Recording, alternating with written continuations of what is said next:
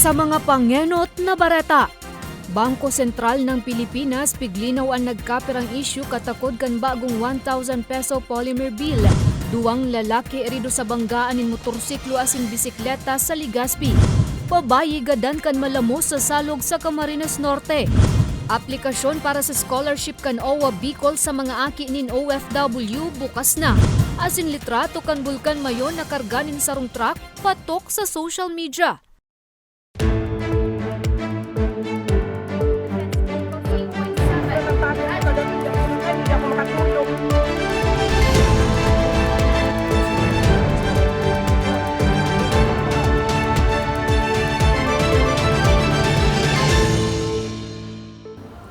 Maray na hapon, Huwebes, Enero 12, taong 2023. Kunin ang mga baretang Tatak Bicol. Madadangugman ang mga baretang ini sa 88.7 Radyo Uragon Catanduanes sa 90.7 Radyo Uragon Legazpi.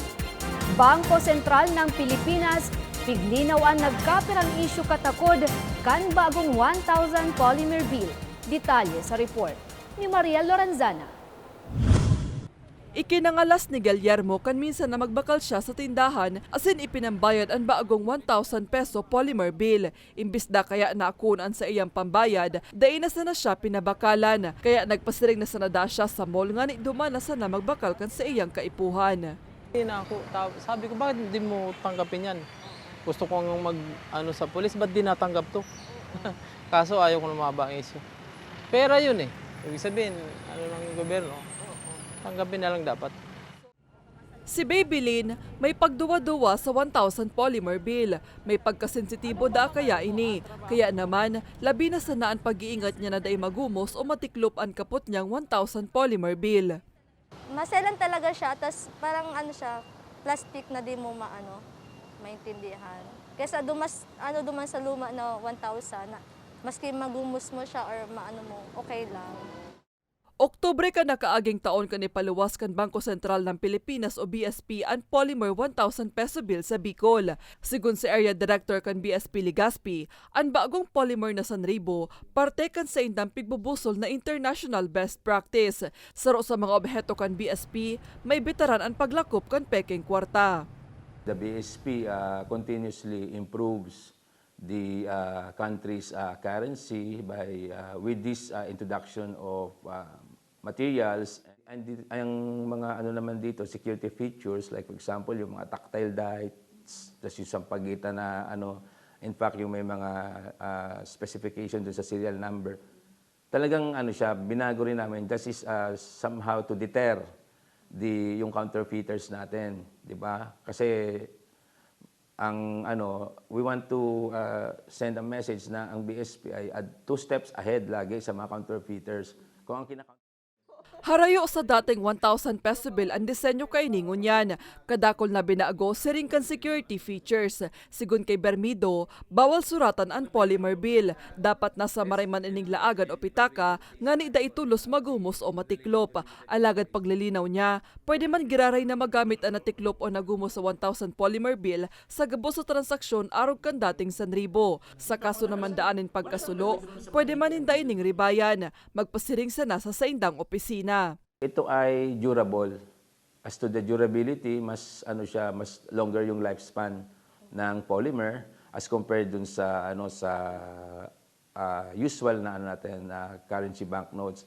It is more cost effective and kumbaga yung lifespan niya kasi mas matagal and as well as secured, and yun nga yung may sanitation, yung sanitary. Hygienic siya, more hygienic. So significantly hygienic, yun yung Ngani maidokaran panglalo ang publiko dapit sa bagong 1,000 polymer bill, plano kan BSP na magpasiring sa mga merkado publiko sa rehiyon, ngani ipaisi sa publiko ang mga impormasyon dapit sa bagong 1,000. Para sa mga baretang Tatak Bicol, Maria Lorenzana.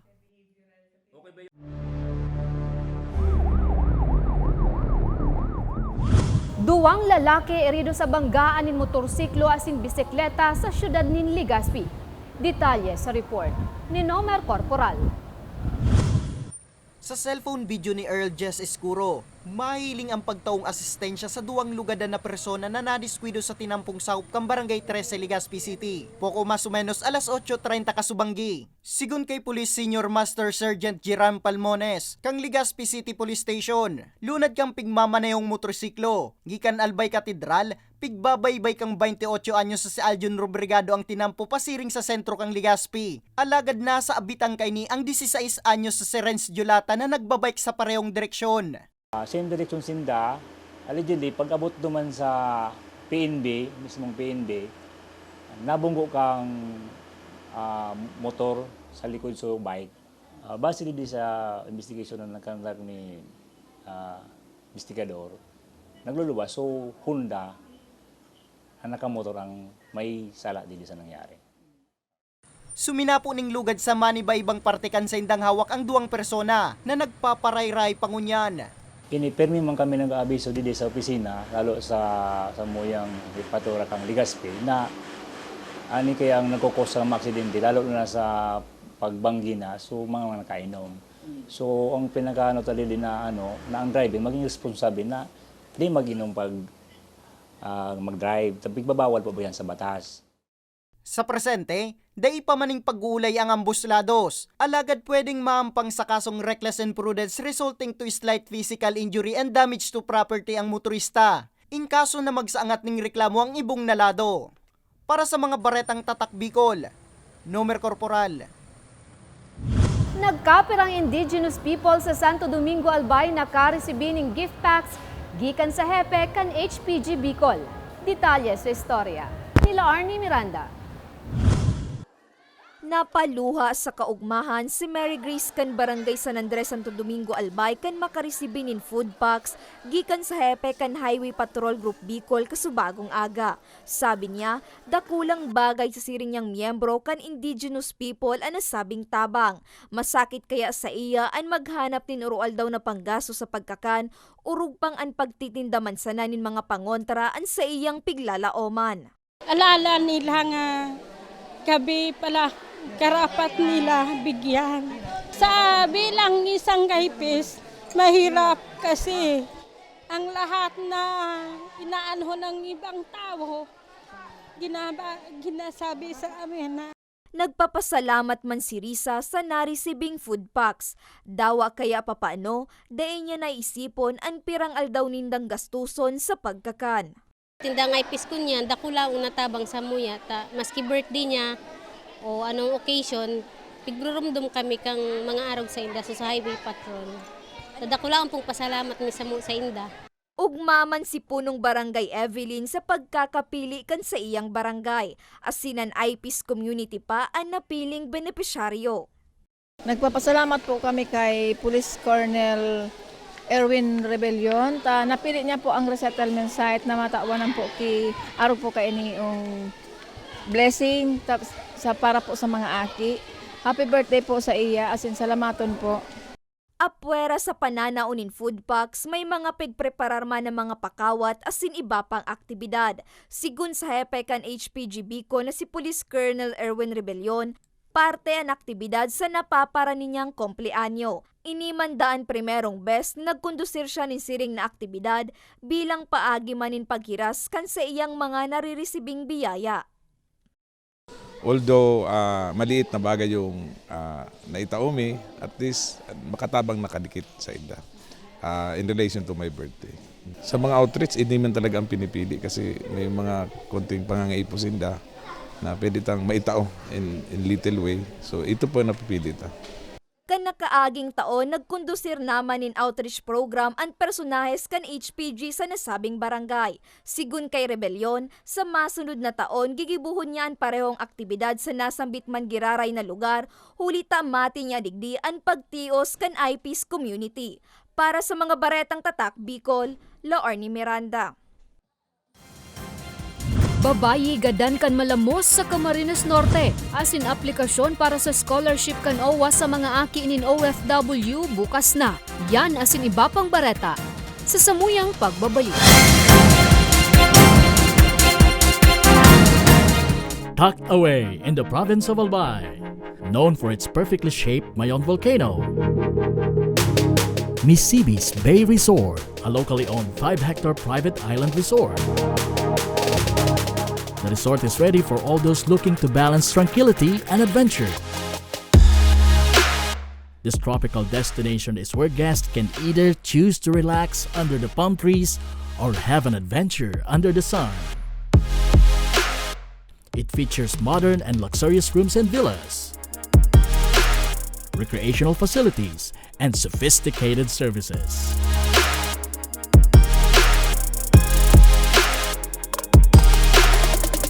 Come and experience Misibis Bay Resort, your tropical island getaway.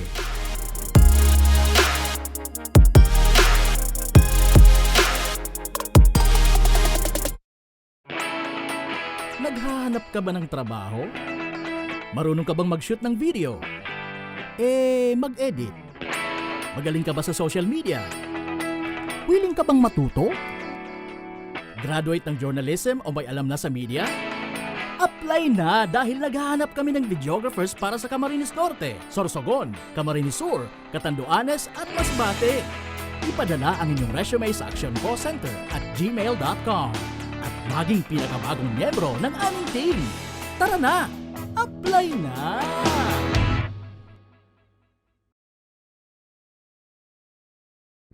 Sa ibong ka nagpapadagos na pandemya, daima nag-uuntok sa pagriparo, ang satuyang satiring partido, ang Ako Bicol Party List, yaon pirmi sa pagpadangat kan mga kasaraditan, sa tabang kan manto ni ina, ano man na panahon, hain ka man sa kabikulan. Viva la Virgen! Viva Nuestra Señora de Peña Francia!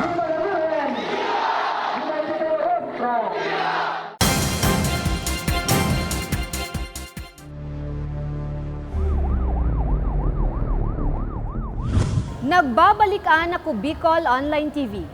Babayi gadan kan malamos sa salog sa Santa Elena, Camarines Norte. Detalye sa report ni Mariel Lorenzana. Mayo ng buhay kan madukayan ang hawak kan biktimang si Cleofe Oliveros, residente kan Barangay San Lorenzo, Santa Elena, Camarines Norte, matapos na makuang nagpapataw-pataw sa salog sa nasabing lugar mag-aalas 7 nin aga kan Enero 9. Sa inisyal na investigasyon kan Santa Elena MDRRMO, huring nahiling ang biktima alas 5:30 nin aga kan nasabing aldaw nga ni magtapok nin basura. Alagad, posible subot na nadalinas ang biktima na nagresulta sa iyang pagkalamos.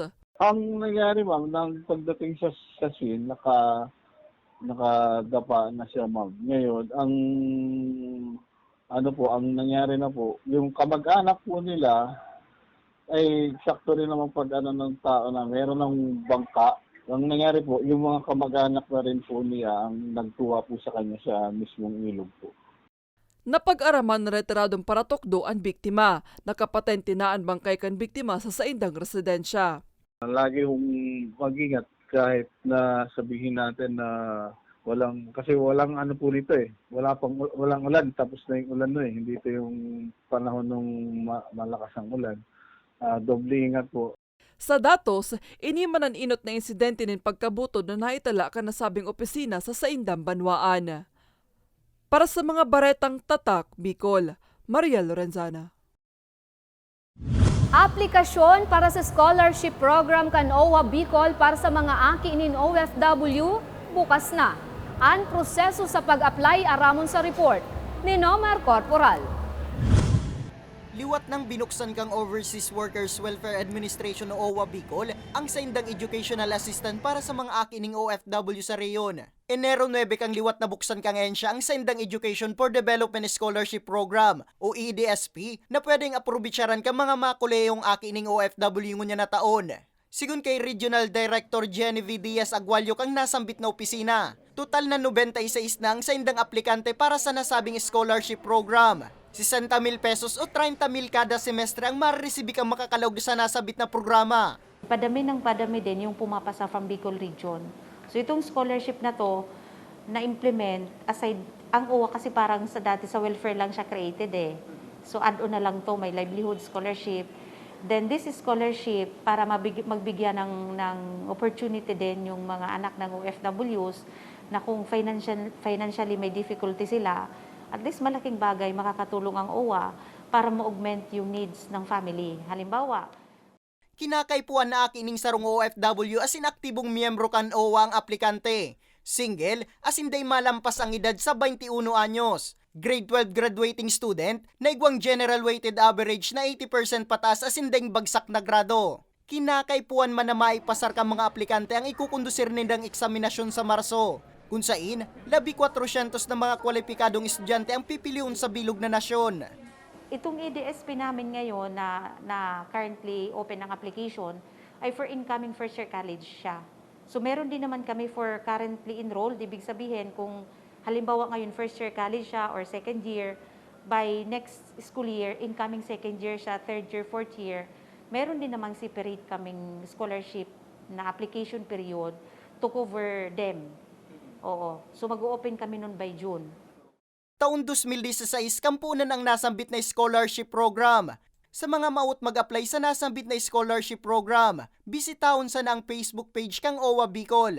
Mientras tanto, sa datos kang ahensya, kang nakaaging taon, total na 40,000 na mga OFW ang aktibong miyembro kang OWA Bicol. Nagbabay ni kumpara kang mga nagtalikod na taon, urog na kang day pa nagsikad ang pandemya. 40% digdi ang gikan sa Camarines Sur, 20% man ang gikan Albay, 10% ang gikan Sorsogon, mantang 5% man ang Masbate asin Catanduanes. Para sa mga baretang tatak Bicol, Nomer Corporal. Litrato kan bulkan mayon na karga nin sarong truck asin kuha nin sarong Bicolano patok sa social media. Ang rason aramon sa istorya nila Arnie Miranda. Tanda pa daw nindo kan minsang maunang bita ni mo kauson na makukuha sa syudad ni Naga ang bulkan mayon. Pwes sa ladawang ini, garu posible yan na mangyari. Sa litrato kayang ini, garu baga karga na nin sarong trakan mayon asin anuman na oras pwede na ining mahiling sa ibang lugar sa reyon. Istorya kan uploader na si Noy Marquez, mantang nagalakaw siya pauli sa indang harong sa Barangay 1 Kamalig Albay, na agian niya ang sarong truck sa bypass road na nakapark sa sarong vulcanizing shop. Kan aldaw na ito, uya niya mandang kuwaan nila dawan ng bulkan. Alaga diyaon man ang nasabing truck, kaya naisip niyang angguluhan ini na garu karga na kan truck an mayon. Kaka ito, so nauso kong sumayon na ita-transfer da sumayon sa Naga, so mga issue ba ito baga. So iyo po lang so tig caption ko daman ko, parang tig caption ko lang daman na off to Naga ulit si Mayon kasi nga ni na kuhaan ko na siya dati man, iyo man so tig caption ko. Dain niya sa nahunaon na maklik ini sa netizens kung saan nagguno ininin man iba-ibang kwelang komento. Naman siya parang social relevance man, tagarida ko lang man so nagko-comment duman na kung pasain ang si Mayon, mga arugay ito. Ugmaman si Marquez na napansin kan publiko ang sa iyang nagtrending na ladawan kan bulkan mayon. Ugma, tapos overwhelming man po so sa pagmati na arog ka ito so reception kang daladawan na kuha ko. Coping up mechanism ko lang ta garida ko lun baga so nangyari kang pandemic, so iyo ito so paagi ko para ma-cope up sa stress gari arog ka ito kaya nakailigan ko na magpara picture. Kasagsagan kan pandemya kan kahiligan ni Marquez ang photography. Apwera sa bulkan mayon, may mga kuha man siyang litrato nin mga insekto, burak, hayop, asin iba pa. Kaipuan ta na pangalagaan so ang palibot ta para kasi baga data aram na sumagibot ta na makakaraot sa palibot. Baga baka sarong aldaw maraot na lang o mawara na lang sa to so mga bagayo na places ato. Saro si Marquez sa letpassers ngunya na taon, mantang nagahalat-halat sa resulta kan sa iyang mga pigsumitir na aplikasyon sa trabaho, ipapadagos niya muna daan hilig sa photography. Para sa mga baretang tatak Bicol, Laornie Miranda. Asin yan ang katiripunan kan mga baretang tatak Bicol. Ako si Jen Nunez. Salamat!